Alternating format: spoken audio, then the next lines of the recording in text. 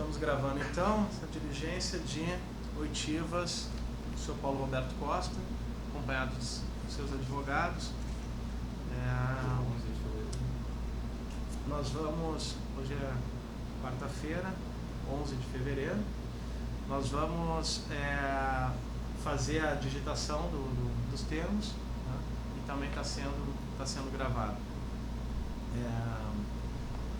Vamos começar com algumas questões que dizem respeito a mais de um caso, que não propriamente se referem especificamente a um caso, até para poderem auxiliar depois na busca das provas em relação àquilo que a gente está investigando, aquilo que o Paulo delatou, né?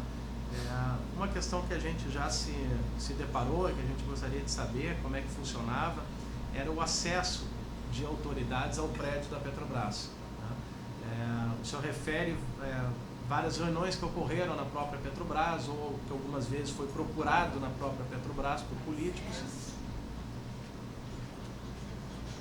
Pode deixar em cima e a gente mesmo pega. Obrigado. Que os políticos procuravam o senhor na Petrobras, e a gente viu também alguns e-mails, principalmente da... Obrigado. Trocas de e-mail com agentes da Camargo Correia, e que eles até pedem para botar o carro no estacionamento, né? Então a gente queria saber como é que funcionava o acesso, se ficava algum registro dessa visita dos políticos à Petrobras para falar com o senhor, ou numa reunião previamente agendada, ou eventualmente sem agendamento ele procurava o senhor. Como é que funcionava isso? Vamos deixar um microfone, eu acho que aquele lá pode ficar aqui, né? Esse aqui é? Eu acho que o que está funcionando deve ser esse aí, né? Esse daqui? Será? Alô. Esse não tá. Que esses microfones eles não dão o eco, não. Não? Alô. Eu acho que Está funcionando. Fala, Paulo, por favor. Alô, testando. Está funcionando. Tá. Testa esse daqui. Alô, testando. Alô, testando. Pode falar. Testando. Alô, testando. Os dois estão funcionando. Então, como é que era esse acesso? Como é que eles acessavam lá na Petrobras? Não, qualquer reunião que nós tínhamos na Petrobras, quer seja com empresas, quer seja com políticos, era feito um pré-agendamento, né? Então eles encaminhavam esse assunto para a secretaria lá da área da diretoria, e era feito esse pré-agendamento. E também, volta e meia, eu tinha que estar em Brasília para reuniões no Ministério de Minas e Energia e outras reuniões que existiam em Brasília.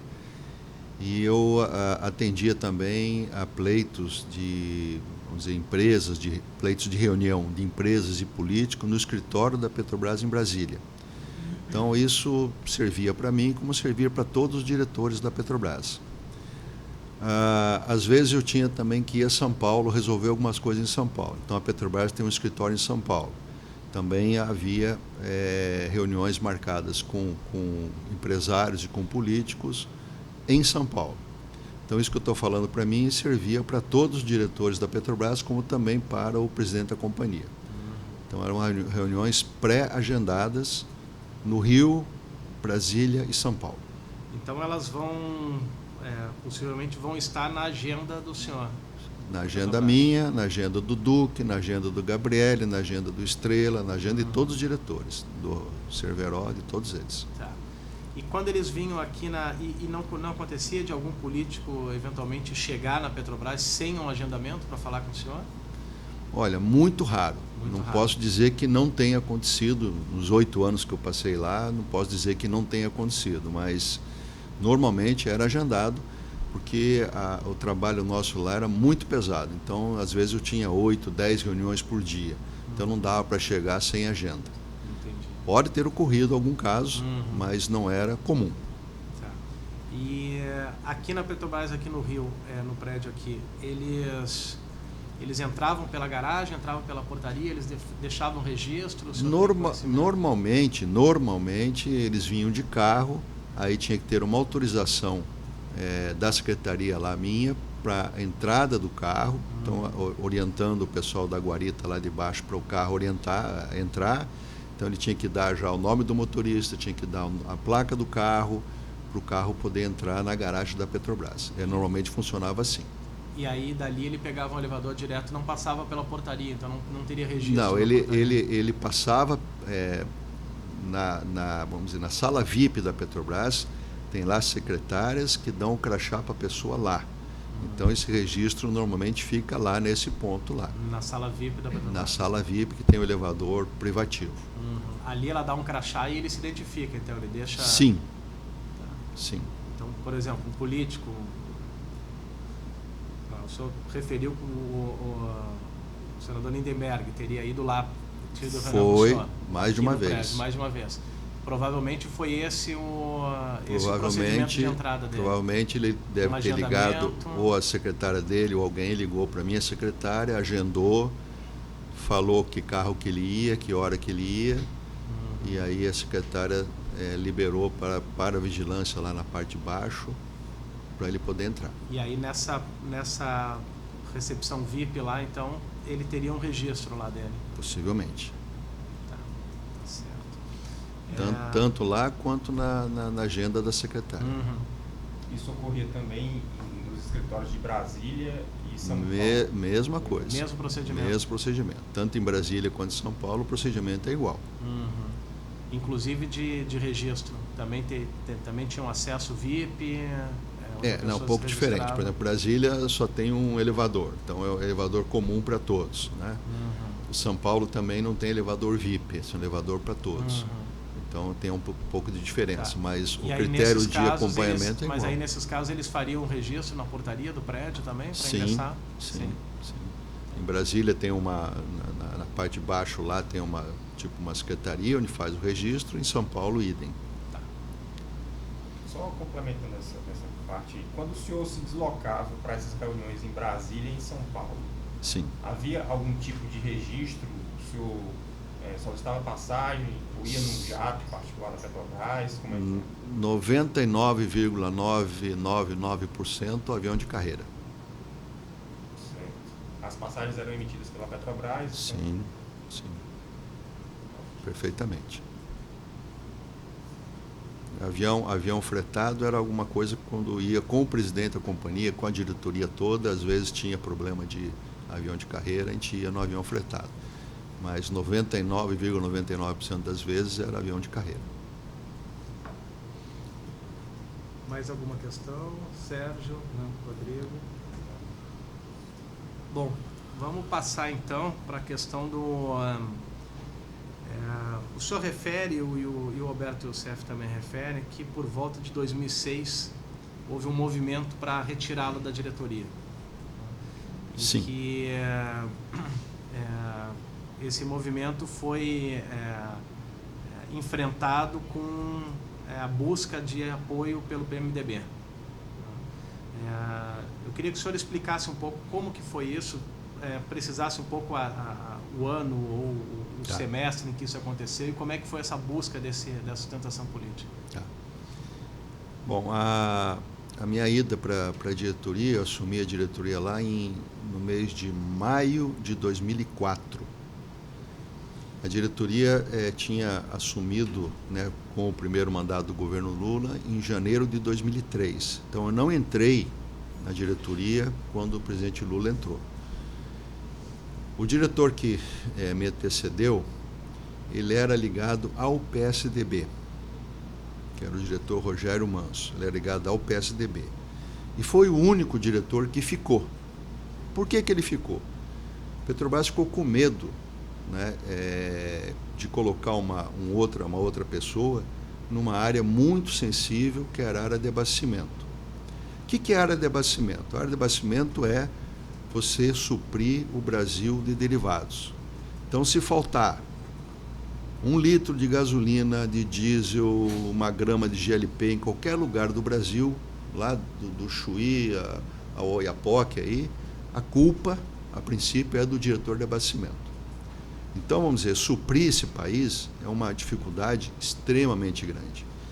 Você pega outros países, por exemplo, Estados Unidos ou vários países da Europa, vamos pegar Estados Unidos, que tem uma dimensão continental parecida com o Brasil. Os países da Europa são muito pequenos.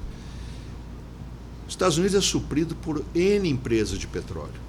Não tem uma Petrobras para suprir os Estados Unidos inteiro. E o Brasil aqui tem uma empresa para suprir de derivados o Brasil inteiro.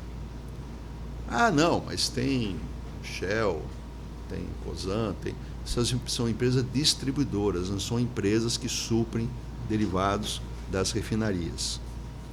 Então, vamos dizer, a importância e a complexidade da área de abastecimento é muito grande. Então, naquele momento, embora o diretor não fosse ligado ao PT e nem de partido de base de apoio do governo, a diretoria, o presidente resolveu deixar esse diretor por mais um tempo. Então, ele ficou até maio de 2004, embora o Lula tinha assumido em 1º de janeiro de 2003. Eu tinha uma carreira toda dentro da companhia, antes de assumir a diretoria, uma carreira que eu me orgulho muito dela e que eu não tive nenhum deslize, nenhum problema. Meus problemas começaram quando eu fui indicado para a diretoria. Por quê? Porque não existe, né, até aquele momento que eu assumi lá, não existia possibilidade de um diretor ir para uma diretoria se não tivesse respaldo político. Se alguém falar que existia, não está falando a verdade. Não existia. Se podia ser um técnico brilhante, se ia morrer ali. Eu sempre dava a referência como se fosse no Exército. O Exército pode ser o melhor militar do mundo, você vai chegar a coronel. Vai passar a general, você não vai passar nunca se não tiver indicação do seu nome na lista tríplice, aquele negócio todo. Então, a Petrobras funcionava assim. Muito bem. Então, eu fui indicado, né, pelo PP em maio de 2004. Um ano e quase um ano e meio depois do governo ter assumido, o governo Lula ter assumido a presidência da República. Muito bem. Do diretor que antecedeu o senhor? Rogério Manso, que foi indicado pelo PSDB na época, no governo ainda Fernando Henrique Cardoso, né? Muito bem. Nos anos 2004, 2005, a minha área de abastecimento não tinha projetos. Então, a gente estava fazendo assim, um feijão com arroz, porque não tinha projetos novos. Mas tinha um grande desafio, enorme desafio, sem falar das refinarias novas, que é outro assunto, que era atender uma exigência da Agência Nacional de Petróleo em relação à adequação da qualidade dos derivados de petróleo, principalmente do diesel e da gasolina. O nosso óleo diesel, por volta de 1980, ele tinha na sua composição química 12 ppm, 20 mil ppm. O que significa isso? 20 mil partes por milhão de enxofre na sua composição química. Então, vamos dizer, os caminhões, basicamente caminhões, em 1980 não tinha essas SUVs, não tinha nada disso, os caminhões usavam um diesel altamente poluente, com 20 mil partes por milhão de enxofre na sua composição. Obviamente que a frota em 1980 era muito pequena, comparando com a frota atual. Só que a Agência Nacional de Petróleo, tanto para o diesel quanto para a gasolina, começou a colocar datas e padrões de qualidade para a melhoria dos derivados. Onde ele queria, a Agência Nacional de Petróleo queria, na realidade também só voltando um pouco a história, em 1980 não tinha Agência Nacional de Petróleo, era Departamento Nacional de Combustíveis, DNC. E já estava orientando que nós tínhamos que reduzir a qualidade do enxofre do diesel e da gasolina. Tanto que hoje, né, nós temos diesel aqui no Brasil com 15 ppm. Então, só lembra esse número. Nós tínhamos diesel em 1980 com 20 mil partes por milhão de enxofre. Hoje nós temos diesel com 15 partes por milhão de enxofre. Então, a redução do enxofre foi substancial. Isso é excelente, né? Primeiro, para a saúde nossa. Segundo, para a durabilidade dos motores. A gasolina nossa, nós estávamos trabalhando na faixa de 2.000 ppm de enxofre na gasolina. Hoje a gasolina nossa tem 50 ppm, então também houve uma queda substancial. Para que isso fosse possível, a Petrobras então precisava fazer novas unidades nas refinarias existentes, chamadas unidades de hidrotratamento, que você reduz então essa quantidade de enxofre. Então, quando eu entrei lá em 2004, não tinha esses projetos. Tinha já uma meta de redução, mas não tinha projeto. Então, em 2004, 2005 e grande parte de 2006, a área de abastecimento não tinha orçamento grande, nem tinha projeto para desenvolver nada. Então, quando se fala aí, equivocadamente, né, que eu, como diretor de abastecimento, já tinha montado um cartel com o Duque para ver as empresas para participar desse processo, não é verdade. Isso eu falei no meu depoimento lá. Porque as obras da minha área começaram a ser desenvolvidas a partir de 2006. Então, em 2004, 2005, eu não tinha nada. Então, essas empresas nem me procuraram porque eu não tinha projeto. Nessa época, os projetos grandes eram na área de exploração e produção. Eram plataformas, E como eram é que dutos. foi? Só o senhor está fazendo esse Tu faz esse histórico preâmbulo para chegar lá na pergunta sua, né? Mas aí, já que o senhor está fazendo histórico, eu quero... o senhor entrou em 2004. Como é que foi? O senhor disse que precisava de apoio político. Como é que foi esse apoio para o senhor assumir a diretoria em 2004? Como é que foi? Eu fui procurado pelo PP, através do deputado José Janelli, falando: Paulo, sabemos da sua capacitação técnica, sabemos da sua vida na Petrobras, queríamos que você fosse um representante do partido na diretoria. Aí eu perguntei para ele: mas o que é ser representante do partido? Você ajudar o partido no que for possível. Eu falei para ele: bom, eu vou ajudar em coisas que eu possa, não vou ajudar em coisas que eu não possa. Porque a Petrobras, ela não é uma empresa que o presidente ou o diretor toma uma decisão, assina um papel e as coisas acontecem. Não é assim que funciona. Você tem vários níveis de decisão. Então, vamos dizer, se eu pegar o meu crachá lá, pegasse o meu crachá, vamos fazer isso aqui, ia para baixo, o pessoal ia detonar. No dia seguinte eu ia estar na revista, no jornal, dizendo que eu estava fazendo uma coisa totalmente errada. Então a Petrobras tem que ser feito estudos da área técnica, chegar para a diretoria, para o diretor avaliar aquilo, ir para a diretoria. Às vezes depende de conselho de administração, então tem que levar para o conselho. Então existe outro erro que a imprensa coloca de modo geral, que um diretor ou um presidente pode tudo. Não pode, porque você tem caminhos a seguir. Todas as pautas que vão para a diretoria, eu levo uma pauta para a diretoria. Se essa pauta não tiver muito explicada, muito certinha, a diretoria não aprova. Então aconteceu comigo, aconteceu com vários outros diretores, de chegar uma pauta lá, a pauta não estava muito de acordo, é retirado de pauta. Você retira da pauta. Ou a pauta tem que sofrer processos de melhor esclarecimento, de mais dados, mais informações, etc. Então essa... Voltando um pouquinho, como é que o senhor conheceu o ex-deputado José Janelli? Como é que eu conheci? Ele soube do meu nome, eu estava na Transportadora Brasileira Gasoduto Bolívia do Brasil, na TBG. Ele soube meu nome, soube que eu era um bom técnico e me procurou. Quem indicou o nome do senhor para ele? Não. Ele me procurou e fizemos uma primeira reunião, onde ele me sondou se eu gostaria de ir para a diretoria. Essa reunião foi feita aqui no restaurante aqui do Santos Dumont. O restaurante tem na parte de cima do Santos Dumont. Estava ele e o Pedro Correia, que era deputado federal, Pedro Correia. Onde ele me sondou e falou: olha, sabemos que você é um bom técnico, gostaríamos de contar com você para a diretoria e tal. Eu falei: agora para ir para a diretoria não depende de mim, isso depende do Conselho de Administração. O Conselho de Administração tem que aprovar meu nome. Eu falei: então, nós vamos conversar com alguns contatos políticos aí para ver se colocamos o seu nome, principalmente porque havia a ideia da Petrobras de trocar o diretor anterior, que era do PSDB. Né? Então eu fiquei conhecendo ele. A primeira vez que eu ouvi foi no aeroporto Santos Dumont, no restaurante lá de Você cima. não tinha nenhuma ligação com o PP até então? Eu nunca tive ligação com partido nenhum. Até ir para a diretoria, minha ligação era nenhuma com o partido, nenhuma. Bom, muito bem. E aí ele, nessas reuniões, ele chegou a falar com o senhor como é que seria essa ajuda do senhor para o partido? Essa Falou. representação? Falou. Ele falou assim, ó, Paulo, vê o que nós podemos fazer, que empresas que podem participar, que possam nos ajudar. Nunca discuti com ele valores, percentuais, nem nada.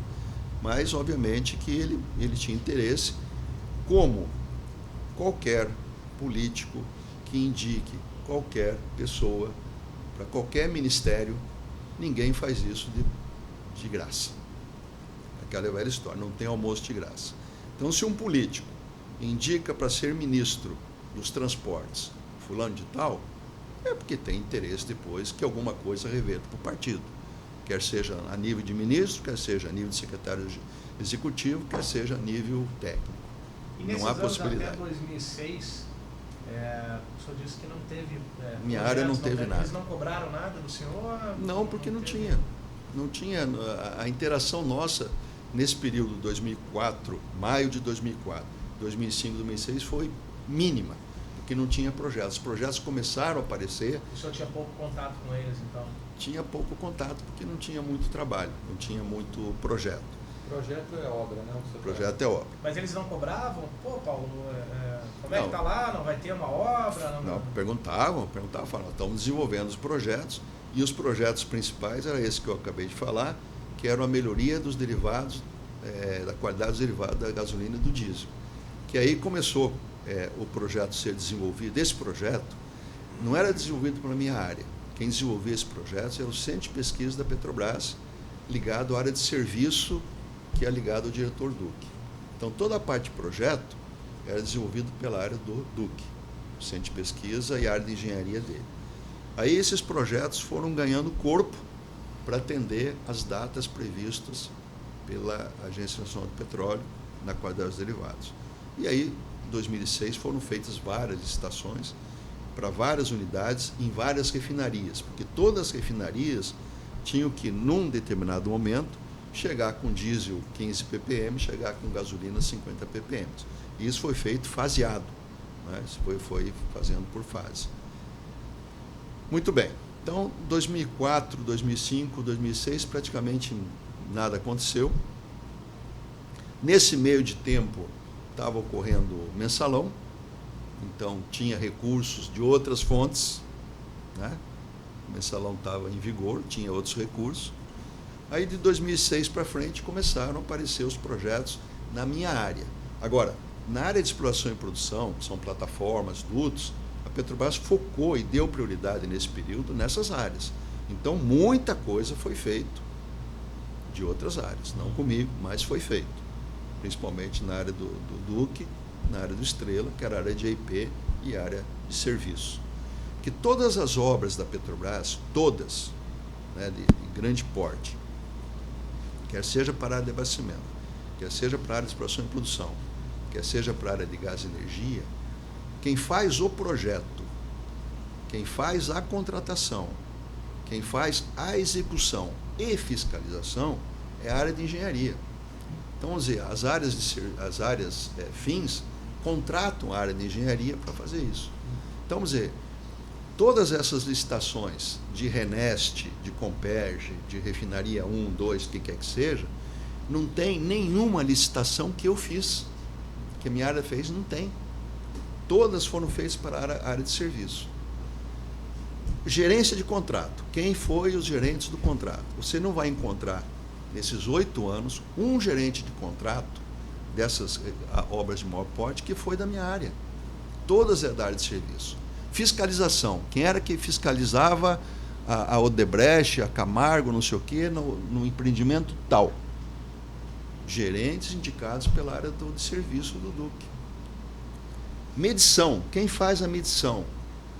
Eles. Quem faz a proposta de aditivo? Eles. Aí fala, pô, mas peraí, e você faz o que na área de abastecimento? Eu era o dono do orçamento. O orçamento, quando o conselho aprovava, no plano 2010, 2014, a área de abastecimento vai ter X bilhões aqui de dólares, a área de EIP vai ter Y, a área de gás e energia vai ter Z. Eu sou responsável pelo orçamento, mas eu não sou responsável pela contratação, eu não sou responsável pela execução, pelos aditivos, não sou eu responsável. Agora, claro, quando ele chega lá com aditivo, que é uma coisa maluca, o pessoal meu ia ver, porque eu tinha que responder pela parte de orçamento. Então, isso que de vez em quando, ainda eu vejo pela imprensa, que não está claro. Aí até foi interessante, nesse período aí, a Venina, que trabalhou comigo lá, deixou claríssimo isso perante o juiz Sérgio Moro, que a área minha era responsável pelo orçamento, que nós não tínhamos responsabilidade nem na fiscalização, nem na contratação, nem nos aditivos. Né? Então, isso a imprensa ainda não conseguiu entender, mas é só chegar lá na Petrobras e ver como é que a Petrobras funciona. Né? Bom, mas isso é tudo um preâmbulo para chegar onde a pergunta é sua. Aí fiquei lá então esse período, pouca coisa a ser feita, obviamente que os políticos chegavam, e aí Paulo, quando é que vai ter? Está fazendo o projeto, deve ter licitação, possivelmente em 2006 comece a ter os projetos maiores e tal, e eles tinham que se contentar com aquilo porque não tinha mais nada diferente. Né? Agora, obviamente que nesse período aí tinha uma outra fonte de suprimento, que foi o mensalão. Muito bem. Só esclarecendo ainda, as outras áreas, a de serviços, exploração e produção, foram desde o início do governo Lula ocupadas por pessoas ligadas ao governo, ou a situação foi a mesma que aconteceu em relação à sua? Tinha gente do PSDB remanescente ainda? Não. A diretoria de serviços, que era o Renato Duque, vamos dizer, todos os diretores assumiram em janeiro de 2003. Só quem assumiu em maio de 2004 fui eu. Certo. Foi a única diretoria que ficou Isso, pendente. que ficou um cara lá do PSDB. A diretoria de serviços, que era o Renato Duque, foi indicado pelo José Dirceu.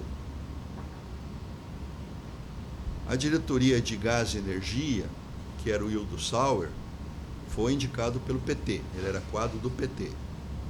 A diretoria de exploração e produção foi indicado uma pessoa que era o presidente do diretório do PT de Nova Friburgo. Desculpa, é gás? A diretoria chama gás? Gás e energia. Então, repetindo aqui. Diretoria de Engenharia e Serviços, Renato Duque, indicado pelo Zé Dirceu. PT. Diretoria de Gás e Energia, Hildo Sauer, indicado pelo PT. O Hildo Sauer foi ele era, na época que estava se preparando, Lula ganhou as eleições, e aí assumiu em janeiro. No período que ganha as eleições até em janeiro, o governo se reúne para preparar o modelo de governo, aquele negócio todo. E ele foi responsável, era um dos responsáveis que o Lula indicou para trabalhar na área de energia, Hildo Sauer. Ele era professor da USP, na área de energia. E ele estava tudo caminhando para ele ser o ministro de Minas e Energia, que ele ajudou a montar o programa do PT para o assunto energia. Só que, por não sei que cargas d'água, teve uma apresentação, nesse período, da secretária de energia do governo do Rio Grande do Sul para o Lula. O governo do Rio Grande do Sul, naquele problema de apagão que nós tivemos em 2001, o governo do Rio Grande do Sul se saiu bem nesse processo e tal, aquele negócio todo.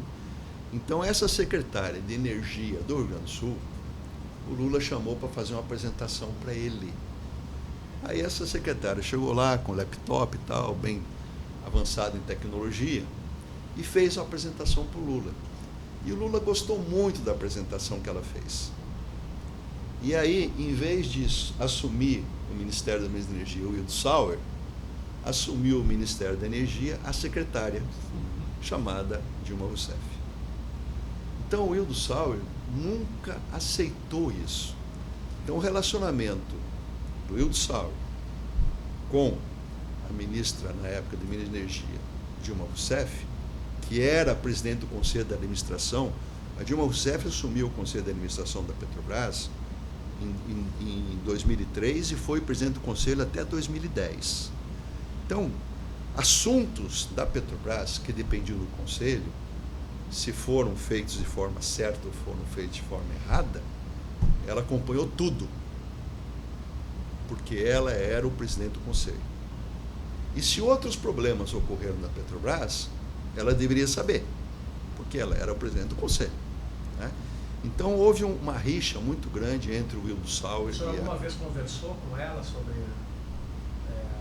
esse esquema da caracterização? Não, nunca. Essa relação entre Wildo Sauer e Dilma Rousseff foi muito desgastante. Tanto que nas reuniões, às vezes, saía faísca nas reuniões, porque a gente participava das reuniões do Conselho, os diretores, embora não fosse membro do Conselho, o Conselho chamava a gente para esclarecimento, que negócio todo. Então eu vi muitas faíscas entre os dois, até que em um determinado momento o Wildo Sauer deixou de participar da reunião do Conselho, para não ter mais desgaste. Tinha reunião do Conselho, ele não ia. E até mais na frente, o que aconteceu? Dilma Rousseff tirou o Wildo Sauer e colocou no lugar dela Graça Foster, no lugar dele Graça Foster, que era amiga da Dilma do tempo que ela era secretária do Rio Grande do Sul. A Dilma conheceu Graça Foster lá no Rio Grande do Sul, quando ela era secretária de Minas de Energia do Rio Grande do Sul. Bom, vamos chegar agora finalmente na pergunta. Aí então fizemos pouca coisa, os recursos nesse período, 2003, 2004, 2005, os recursos da Petrobras foram quase que exclusivamente para a área de exploração e produção. Estava certo, tinha que investir lá mesmo. Então, vamos dizer, esse processo de cartelização começou, não foi na minha área, porque eu não tinha obra. Esse processo de cartelização começou na área de plataformas, navios, sondas de perfuração, etc., que tinham os recursos. Porque eu não ia fazer o processo de cartelização de uma obra lá que eu tinha lá de 20 milhões de reais. Eu queria fazer um processo de cartelização de uma obra que custava 500 milhões de reais, 1 bilhão de reais. Então, se vocês pegarem lá, qual era o orçamento da área de abastecimento em 2004, 2005 e 2006, compara com os orçamentos da área de exploração e produção nesse período, vocês vão ver o que eu estou falando aqui. Muito bem. Então, começamos a trabalhar nesse processo, os projetos foram feitos pelo Centro de Pesquisa, de modo que fosse avançado, então, os projetos para atender os requisitos da Agência Nacional do Petróleo. E também precisávamos de novas refinarias. Por quê? A Petrobras construiu e pôs em operação a última refinaria em 1980, que foi a refinaria do Vale do Paraíba, em São José dos Campos, refinaria Henrique Lage. De lá para cá, a Petrobras não fez nenhuma nova refinaria. Obviamente que fez adaptações, melhorias, novas unidades, com essas unidades que estou falando aqui de melhoria de quadrados derivados, mas refinaria nova, que agregasse grandes valores de capacidade de processo, não foram feitos. Foram desengargalados algumas unidades, que se aumentou até a capacidade de refino, com o chamado desengargalamento, que é a palavra que a gente usa, mas unidades novas não foram feitas. Só o que estava acontecendo? O mercado brasileiro, na década de 90, de 1990 até 2000, o mercado de derivados de petróleo foi estagnado. Você não cresceu. Por quê? Porque foi um período que a economia estava... Alguns economistas dizem que a década de 90 é uma década perdida. Por quê? Porque nesse período não houve acréscimo de derivados. Então, as refinarias que estavam produzindo ali estavam atendendo. Você importava, às vezes, alguma coisa de diesel, de querosene de aviação, gasolina, com a entrada do programa do álcool, começou a sobrar, a Petrobras se transformou num grande exportador de gasolina, né? E estava tudo normal. Só que, com a entrada do governo Lula, as coisas começaram, a economia começou, por uma série de circunstâncias, mercado mundial, né? Começou a crescer a demanda de derivados. E isso levou, por exemplo, no ano 2009 e 2010, a Petrobras suspender as exportações de gasolina e voltou a ser importador de gasolina, mesmo com o programa do álcool, porque você teve que importar gasolina. E o diesel, que é o combustível mais, vamos dizer assim, sensível na nossa economia, porque a nossa economia ela é totalmente calcada no diesel, né? Porque todo o transporte rodoviário, ferroviário, nós temos muito pouco transporte hidroviário, muito pouca cabotagem, você depende do diesel. Se tiver problema de diesel, o Brasil para. Então, o que aconteceu? As refinarias chegaram nos seus limites de possibilidade de ampliação. Aí de vez em quando aparecia um cara lá, mas por que em vez de fazer uma refinaria nova, você não amplia a existente? Eureka, já fizemos isso. Porque você, para ampliar uma refinaria existente, tem limites. Você tem limite de água, você tem limite de poluição atmosférica, você tem limite das utilidades. Então, eu tenho que duplicar, triplicar geração de energia, geração de vapor, geração de água. Então, você tem economicamente limites. Tem determinado momento que não dá mais para ampliar, tem que fazer uma nova. E aí começamos, então, a detalhar projetos de refinarias novas, depois de 34 anos sem fazer refinaria. E aí gerou a refinaria do Nordeste, que era para fazer com sócio a PDVSA, que a PDVSA não entrou, e o complexo petroquímico aqui do Rio de Janeiro, que tinham vários sócios privados que também, principalmente com a crise de 2008, os sócios privados saíram. E a Petrobras ficou com a refinaria na mão, sem sócio privado. Era uma refinaria petroquímica. Nordeste tinha a PDVSA, que ia assumir 40% da refinaria. A PDVSA, através do seu presidente da República, Hugo Chávez, não aportou nenhum centavo na refinaria. Só que a refinaria começou a construir, só que eles não aportaram. Né? Muito bem. Então, as obras na minha área começaram para valer final de 2006 para 2007. Então, quando fala, e o pessoal está falando lá nos depoimentos da Curitiba, lá, o Augusto Mendonça, da CETAL e tal, o cartel começou para valer a partir de 2004, com Paulo Roberto e com Duque. Não é verdade o que ele está falando, porque na minha área não tinha obra, então não tinha cartel, ninguém me procurou, nenhuma empresa dessa me procurou, nem Odebrecht, nem Camargo, nem Toyo Cetal, nem Andrade Gutierrez, nem o TC, para conversar comigo, porque eu não tinha importância. A importância que o cara tem é orçamento, é dinheiro. Eu não tinha dinheiro, por que eles iam me procurar? Então não é verdade o que o senhor Augusto Mendonça está falando, que me procurou e que eu definia cartel em 2004. Não é verdade. Bom, desculpa a introdução. Foi a partir de 2005, 2006. Mais a partir de 2006. 2006. Né? E como é que foi esse primeiro momento? Qual foi a primeira obra que começou essa caracterização? Alguma obra dessas melhorias de qualidade dos derivados. Eu não sei te precisar qual, mas começou com essas obras de qualidade dos derivados. Praticamente em 2006, mas eu não sei te precisar qual. Aí o que aconteceu? Precisamos fazer novas refinarias e tal, estudando como é que vai fazer, como é que não vai. Participei de um seminário em Londres sobre a área de refino, onde foi feita uma apresentação de uma empresa, que é a maior empresa privada da Índia, que chama-se Reliance. Essa empresa é muito interessante, porque o patriarca lá começou vendendo roupa de casa em casa. Depois ele viu que isso era um negócio muito bom, aí ele perguntou, vem cá, mas de onde é que vem o fio aqui da roupa para fazer isso? Da petroquímica, era poliéster, essas coisas todas. Aí falou, então vamos entrar na indústria petroquímica. Então, de vendedor de roupa em casa, ele começou a montar uma indústria petroquímica. E aí começou a fazer a matéria-prima para as roupas dele. Aí andou mais um pouco, ele falou, mas qual é a matéria-prima para fazer esse fio aqui? Aí é petróleo. E de onde é que vem isso? Vem de uma refinaria. Ele foi e montou refinaria. Ele montou 2 refinarias de 600 mil barris cada uma. Eu visitei a primeira que estava operando. A maior refinaria hoje do Brasil é em São José dos Campos, que processa 400 mil barris. Esse cara tem 2 refinarias de 600 mil barris, 1.200.000 no mesmo site. Fez a refinaria. Agora, qual é a matéria-prima para a refinaria? É petróleo. Entrou na área de exploração e produção. Então, essa empresa é a maior empresa privada da Índia, chama Reliance.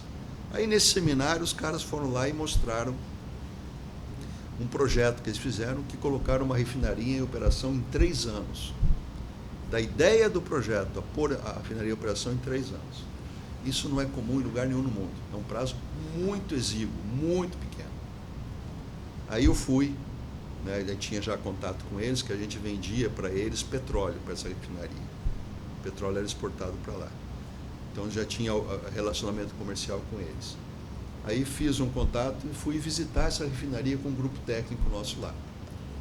Falei, estou muito curioso como é que o cara faz uma refinaria em 3 anos. Porque uma refinaria nossa aqui para fazer é 5, 6, 7 anos. Como é que o cara faz em 3? Aí fui para lá. Obviamente que é muita coisa diferente. Por exemplo, a área de meio ambiente, que é um transtorno para a gente aqui. Mas não tem. Não tem área de meio ambiente. O cara faz e faz. Leis trabalhistas. Que lei trabalhista é essa? Eu vi isso que eu vou falar para vocês, ninguém me contou. Eu vi. O cara mostrou um filme lá da construção da refinaria. No pico da obra da refinaria, eles tinham 70 mil empregados. 70 mil. A Reneste aqui, que foi lá no Pernambuco, nós chegamos no pico com 45. Os caras tinham 70. Como é que os caras chegavam para trabalhar na refinaria? A pé, lombo de burro, em cima de caminhão, basculante, te vira. Como é que a Petrobras faz os empregados das contratadas chegar na refinaria? A Petrobras contrata ônibus com ar-condicionado, 45 lugares, não pode ir ninguém em pé, equipamento de segurança. A Petrobras fornece. As empresas fornecem e depois cobram da Petrobras tudo isso, claro, né? Capacete, uniforme, bota com ponteira de aço no bico, luva, óculos, tudo. Como é que os caras trabalharam lá? Eu vi chinelo de dedo e roupa do corpo. Assim que os caras trabalham. Refeitório, comida. O cara mostrou lá. Não chega na hora do almoço. Como é que os caras lá comem? Eles têm aquele costume daquela que a gente usava antigamente na praia, aquela cestinha, aquela negocinho de vime que se colocava na praia, antes de colocar areia. Vocês são mais novos, acho que não conhecem. Como é que chamava aquilo? Esteira. Esteira. Aquela esteirazinha, os caras colocam aquilo numa sombra, cada um traz a sua comida de casa, fria, não tem lugar para aquecer, abre a comidinha e come. Como é que a Petrobras faz na refinaria aqui de Pernambuco com 45 mil pessoas? Vários refeitórios, todos com ar-condicionado, com nutricionista para ter comida equilibrada, aquele negócio todo. Então as coisas são muito diferentes, os preços são diferentes, as qualidades são diferentes, né? Então o cara lá não tem problema de meio ambiente, o cara lá não tem problema trabalhista. Se um cara lá ou 2 ou 1.000 não trabalham direito, vai embora porque tem 5 mil esperando para entrar, né? Tem sindicato para reclamar. Ele, como empresa privada, não precisa fazer licitação. Ele chegou lá e falou assim: Paulo, maior empresa de engenharia do mundo, como é que chama ela? Bechtel, uma empresa americana. Eu chamei os caras aqui e negociei com eles direto, não fiz licitação. Equipamento, qual é o melhor equipamento aqui? Forno, unidade de destilação, qual é o melhor equipamento? É esse japonês, ou esse aqui americano, ou esse aqui alemão? Chama o cara aqui para negociar e eu vou fechar direto com ele. Então, vamos dizer, não dá para comparar uma coisa com a outra, né? Mas aí fui lá nessa refinaria, aprendi alguma coisa com a minha equipe e tal. Cheguei de volta para o Brasil e, numa viagem que eu estava voltando num seminário lá em Brasília, passei muito mal no avião. Muito mal, na viagem de Brasília para o Rio. Aí, quando cheguei aqui, liguei para minha secretária e falei: olha, eu vou direto para o setor médico, a Petrobras tem um setor médico, vou direto para o setor médico porque eu estou passando muito mal. Aí fui direto para lá, a médica me examinou, eu estava tremendo, estava febril, estava... Aí eu falei assim, ó, Paulo, eu vou te mandar direto para o hospital, porque se eu pedir exame de laboratório aqui vai demorar, lá no hospital você vai fazer direto isso. Aí me encaminharam lá para o Barra d'Or. Isso foi numa quinta-feira. Sexta-feira, final do dia, eu tinha entrado em coma. E no sábado, Petrobras mandou chamar um dos maiores infectologistas do Brasil, que é lá de São Paulo, que hoje é secretário de Saúde do Estado de São Paulo, que é o Davi Wipp, mandou chamar. Ele me examinou, eu estava em coma, entubado. Ele me examinou lá na CTI, aí chamou os médicos lá, depois chamou minha mulher do lado e falou, olha, a chance dele sobreviver é de 5%. Falou na lata para minha mulher, 5%. Só se Deus quiser, porque a medicação que ele está tomando está correta, está tudo certo, mas a chance dele é mínima. Por quê? Chegaram à conclusão que nessa minha ida na Índia, eu peguei uma malária. E depois, voltando para cá, eu peguei não é tuberculose, pneumonia. Peguei a pneumonia. Então, como o organismo estava muito enfraquecido, essa pneumonia, que às vezes podia ser curada em casa, ela me pegou de valer, para valer. Então eu fiquei lá, morre não morre.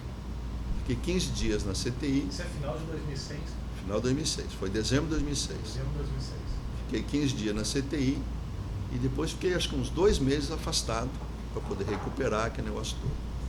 Nesse período,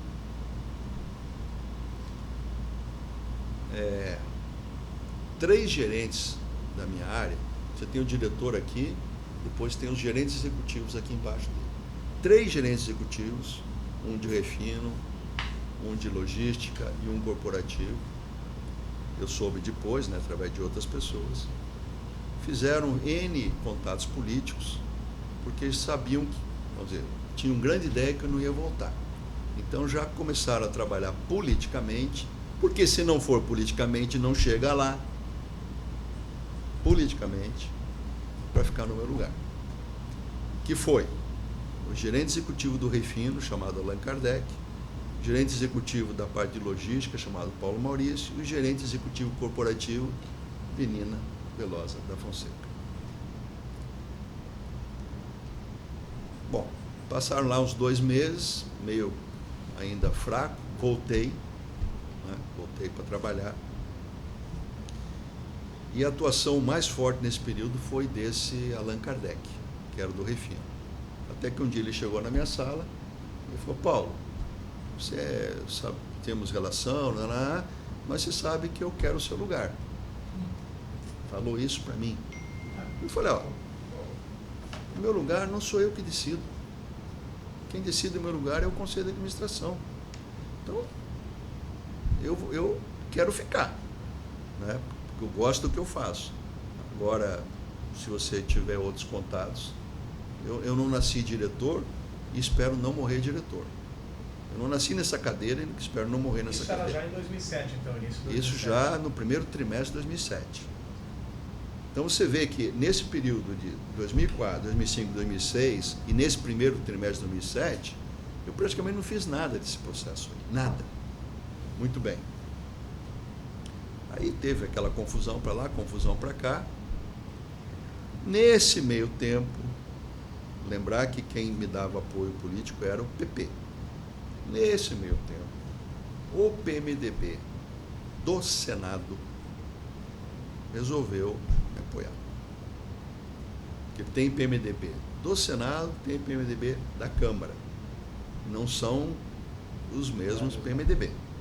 Tá? Só uma coisa, então o motivo que o senhor se enfraqueceu na diretoria foi depois dessa doença do senhor, a tentativa das pessoas almejarem seu lugar? Ou teve algum outro evento que fragilizou o senhor no cargo? Não, nenhum. Foi um problema de saúde. E a viagem à Índia foi em 2006? A viagem na Índia foi em 2006 e eu fiquei doente acho que dia 5 de dezembro de 2006. Como é que o senhor soube que o PMDB tinha resolvido da sustentação? Me procurou. Quem que procurou o senhor? Foi através do senador Renan Calheiros. Mas foi ele mesmo ou alguém? Não, Falando o nome dele. primeiro alguma pessoa em nome dele, depois eu tive lá na casa dele. O senhor lembra quem que foi essa primeira pessoa que procurou o senhor?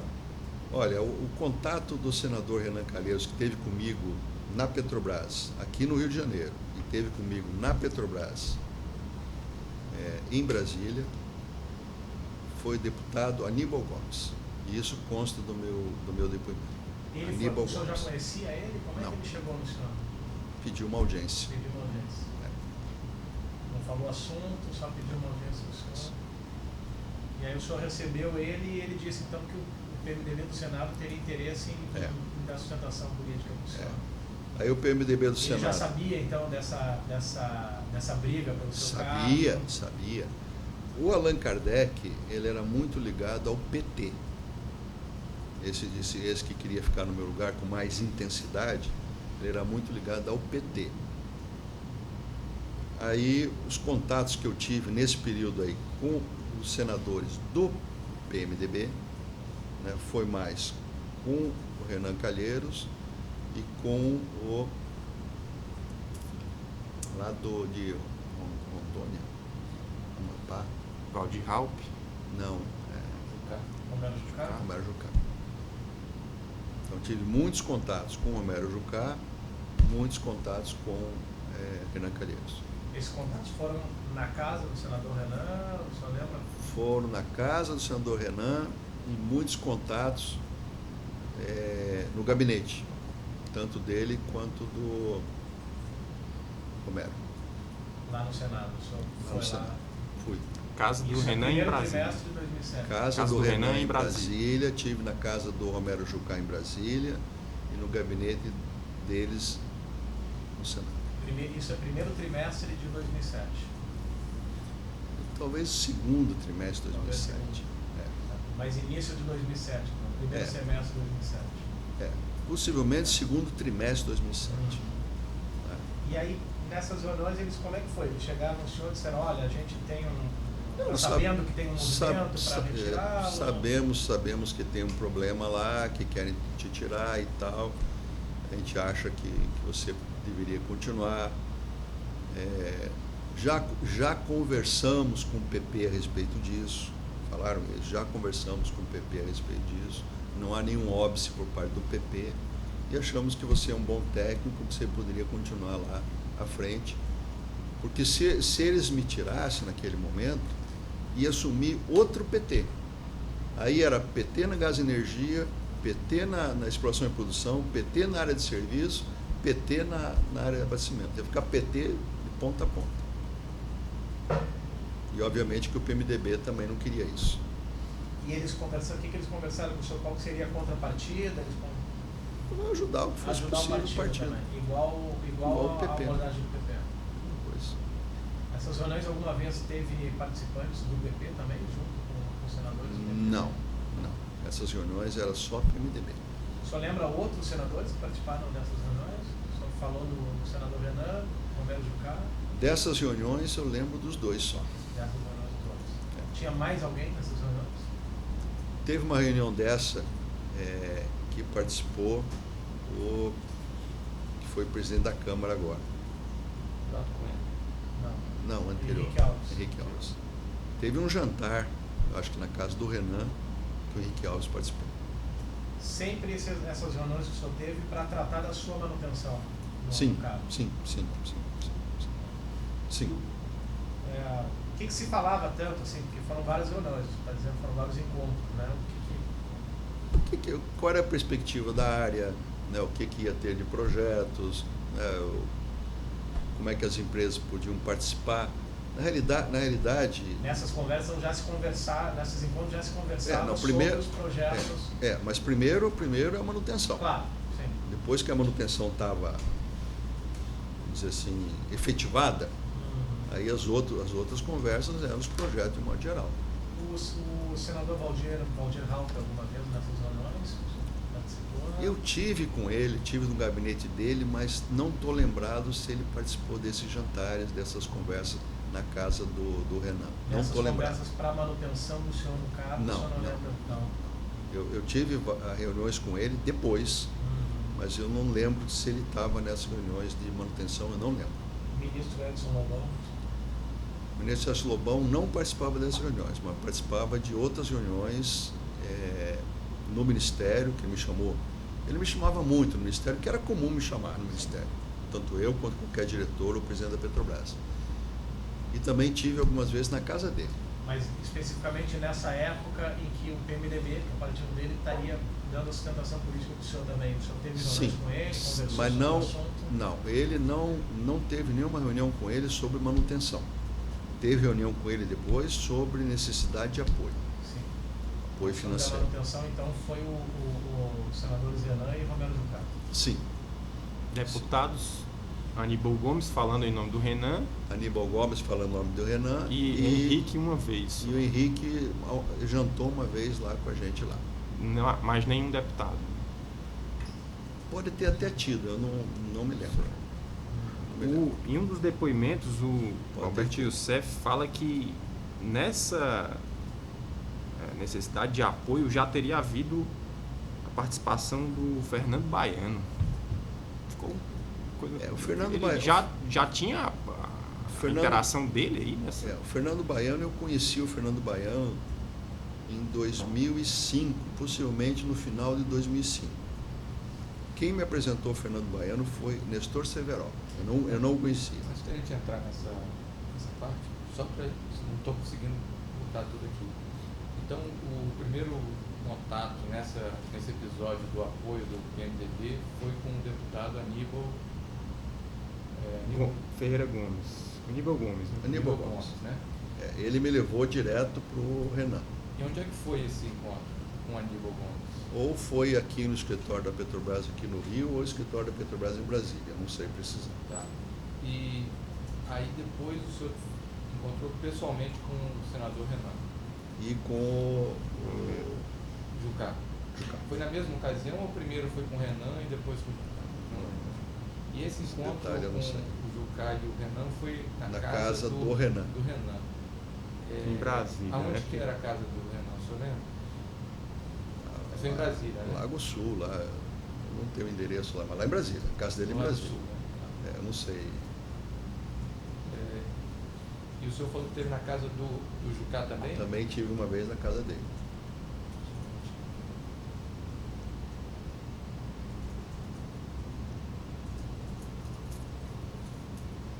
A do Jucá, o senhor lembra onde era? Brasília eu não consigo me situar Tá. muito em Brasília. Mas era casa ou apartamento? Casa. Casa. Também no gabinete de ambos, né? Também no gabinete de Só ambos. casa em Brasília, que esse cara tem casa Tá. na origem, né, também.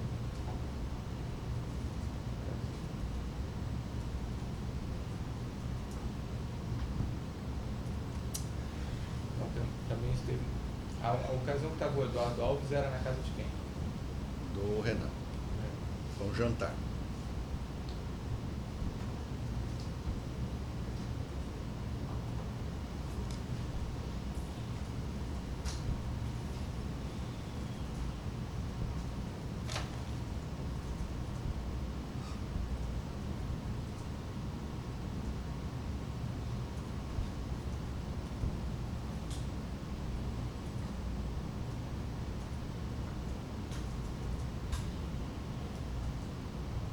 Ok, pode continuar. Pronto, então continuando aí em relação a essa afirmativa do Youssef de que esse episódio do apoio político do PMDB, o Fernando Baiano já teria atuado de alguma forma. É. O senhor estava falando como conheceu o Eu Fernando conheci Baiano. o Fernando Baiano em 2000, se eu não me engano, do final de 2006. Quem me apresentou ele, então já próximo ali quando eu fiquei doente, né? Quem me apresentou ele foi Nestor Severo, que já o conhecia há mais tempo.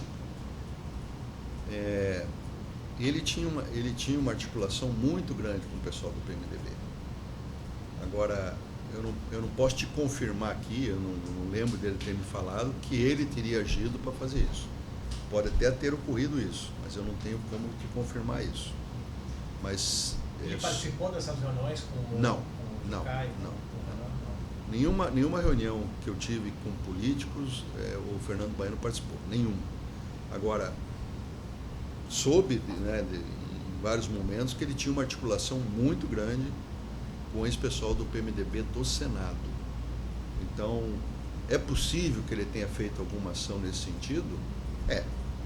Mas eu não tenho como confirmar, mas é possível. E o Cerveró o apresentou para o senhor em que circunstâncias? Ele já tinha uma relação muito grande com o Cerveró.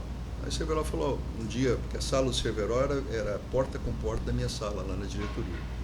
Ele falou, tem um amigo meu aqui que queria te conhecer. Tá bom, atendi um apelo do Cerveró. Aí ele foi lá, falou que ele representava algumas empresas espanholas, ele tinha muita relação com empresas espanholas, Acciona, não sei o que e tal, e queria manter também contato dentro da área de abastecimento. Aí eu fiquei conhecendo ele nesse período, através do Nestor Cerveró. E aí então essas reuniões então consolidaram o senhor no cargo, né? Sim. E aí depois disso então esses senadores entravam em contato com o senhor frequentemente? Como Sim. é que era a relação? Normalmente através do Aníbal. Normalmente através do Aníbal. O Aníbal que era o contato. Certo?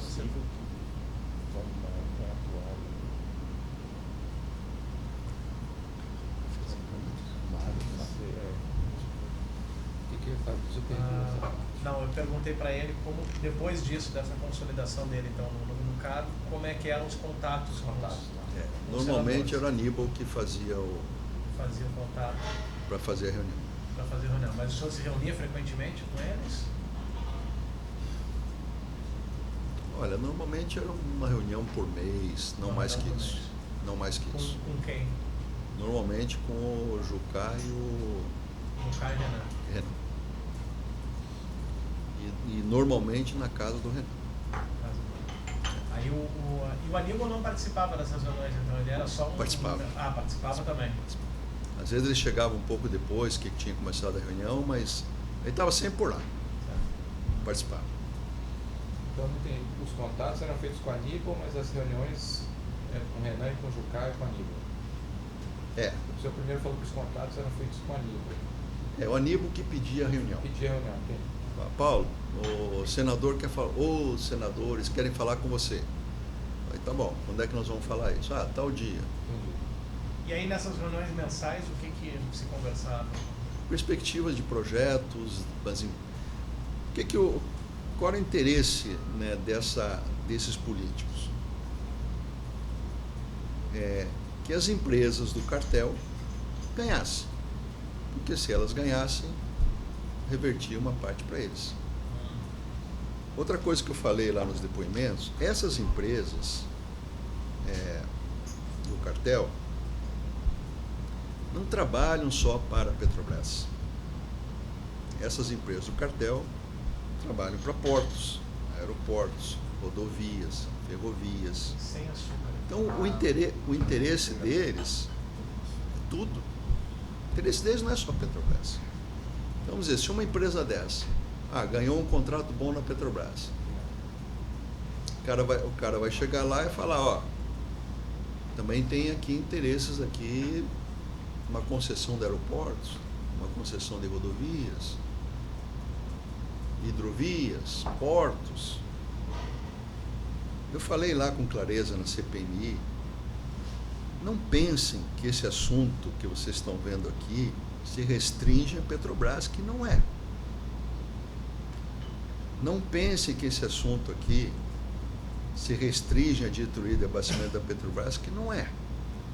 Eu falei no primeiro dia lá na Força Tarefa, lá em Curitiba, antes de assinar o acordo de relação, que a minha área de abastecimento era a ponta do iceberg. E até teve uma declaração há pouco tempo do Ricardo Pessoa lá, que saiu pela imprensa, onde ele fala, Paulo era fichinha nessa história. Porque meu orçamento não era o maior. E todas as obras da Petrobras, quer seja da área de gás e energia, da área de exploração e produção, da área de abastecimento, todas eram conduzidas por uma área única. Então, não se limitem, obviamente que vocês têm o papel de vocês aqui, mas não se limitem a Petrobras. Porque o que acontecia na Petrobras acontecia no Brasil. Mas isso E aí outro... nessas reuniões então conversavam sobre assuntos envolvendo as obras. Sim. Alguma vez eles pediram diretamente para o senhor alguma quantia, algum Não. valor Não. nessas reuniões? Não. O senhor lembra de outros políticos participando dessas reuniões após então a sua permanência no cargo? Aí tinha o pessoal do PP, né? Sim, mas era junto as reuniões ou separado? Sempre separado. Sempre separado. Nunca teve uma reunião que foi conjunta entre PMDB e PT, nunca teve. E nessas reuniões do PMDB já se falava abertamente da cartelização? Eles sabiam que as empresas estavam cartelizadas e que... Sabia. Era de domínio já. Tanto o senador Renan quanto o senador Jucá. Sabia. E alguma vez, logo depois que teve então esse apoio do PMDB para o senhor, como é que foi? O senhor falou com o pessoal do PP? Olha, o PMDB me procurou. Sim, falei. O pessoal do PP já sabia, então. Sabia porque o pessoal do PMDB já tinha falado com eles. Já tinha falado com eles. E eles estavam de acordo, então. Eles estavam de acordo porque eles achavam que naquele momento, se ficar só PP, eu ia sair. Não precisava O pessoal ter do esse PMDB também sabia do percentual de repasse. 3% das obras que o senhor relatou. Né? Eu nunca falei isso pessoalmente com eles. Eu acredito que sabiam, mas não foi através de mim. Eu nunca falei isso com eles. Com eles, expressamente, diretamente, o senhor falou sobre cartelização? Não. Expressamente não, mas ficou claro que eles já sabiam que as empresas tinham esse papel. Eles falaram para mim isso, mas eu pessoalmente não cheguei a falar.